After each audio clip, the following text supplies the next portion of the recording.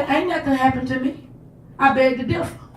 You know why? Because I can ask you, are you prospering on your job? Do you see anybody in your family? Are they wealthy? Are their businesses prosperous? You may see them making a little bit, but you say you don't see all these blessings that God say that we should have. That means that you have broke laws and you got restrictions on you. Those restrictions come because we have broken spiritual laws, and God saying, I can't allow you to prosper because you done broke my law. And now, since you violated the kingdom, the spiritual world, because see, this is why I showed y'all, if you haven't drawn this, see, look at this bottom picture right here. I drew a circle, on the circle, right down earth.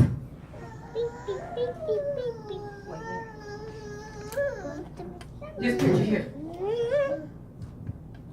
Draw earth. This is what it looks like in the natural.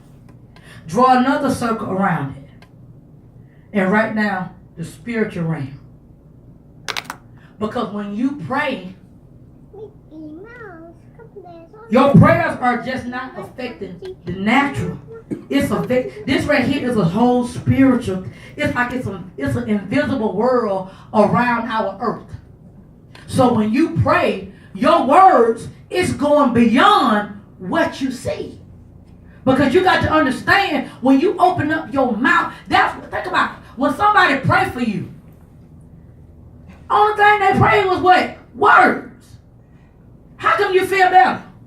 Because see, them words went beyond what you was dealing with, and it began to go into this supernatural realm right here.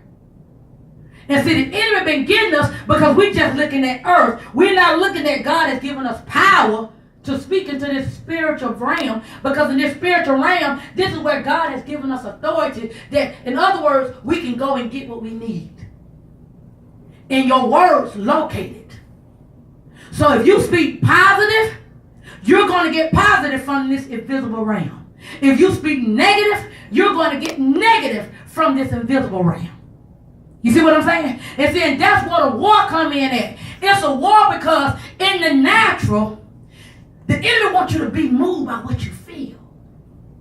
See, because right here, the only reason God needs your body, because he can't do it if he don't have a body. People be saying, I don't need nobody. The only person I need is God. I don't need no human being. You're alive. God ain't finna come from out of heaven to talk to you. He gonna talk to you through another human being. Because the spiritual law says he needs a body. So that's why, this is the only reason why we got a body. We got a body because God need a body. So when you read the Bible and you put that word in you and you begin to allow it to change the way that you think, you allow it to change the way that you talk, you allow it to change the way you feel, then the words what you put in you, you begin to start becoming. And so when you become what you read in the Bible, now you see it manifest in your body. So in other words, when I read the Bible, if I was a liar, I read the Bible and the Bible say, you can't lie. If I'm going to live inside of you, you got to deal with that lying spirit. So I have to allow him to deal with my soul. That's the real me. See, you thought the real you was your body. The real you is a spirit. You can't see you. Because when you go to a funeral, when that person died, you still see their body, right? But they soul gone. See, the real you is a spirit. This is just something that houses me. This is not the real me. The real me is invisible. And so that's the part God want to change.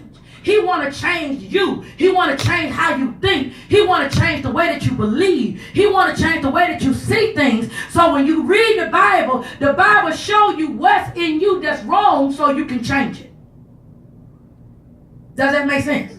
So when you read the Bible and you begin to change, you're going to see it change in your body. So people say, wait a minute. I remember you used to cuss. I remember you were mean and low down. See, they can see it through my body. You see what I'm saying? They just like when I was low down and mean, they knew that the devil had me. How do they know that the devil don't have me? Because I don't act the way that I used to act. Because God came in and he let his word change the way that I used to be. You see what I'm saying? That's why you read. See, the enemy don't want you to read and he don't want you to fast because, see, fasting is what breaks the powers of darkness. See, the simple fact when you say, oh, I want some food, I'm just hungry. See, when you break your fast, what you're doing is saying, my soul gonna control me. When really, your spirit's supposed to be controlling you. Because this is where God lives. He lives in your spirit. So when you're fasting to tell your body, you can't have that fried chicken. You can't have that cornbread.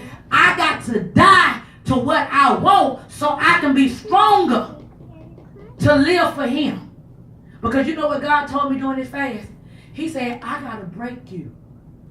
He said, if I'm going to control you, I got to break you. In other words, what you want to do, I need to know that I can make you stop.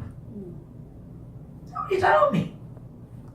He said, because I can't let, if I'm going to live in your house, and if I'm going to give you this power that I'm going to give you, I got to know that I can control every area of your life. But if I break a fast, that's telling God he can't trust me. Does that make sense? Mm-hmm. He's saying because if you can't be disciplined, you may say, well, pastor called that fast. You got to understand, God will use my body to say, we going to fast. When I say, God said the church going to fast, God just told you. Right. You can't say, well, that was pastor. No, that wasn't pastor. Right. That was God. So when you didn't do the fast, what you told God is, my flesh is going to control me. You not. He go by what you do. You can say all day long, I love the Lord. He's saying, I need you to show me who's in control. Turn to Ephesians 2. Because when you look at Ephesians 2, because see, you got to understand the spiritual realm. When you look at Ephesians 2, let's look at verse 2. He said,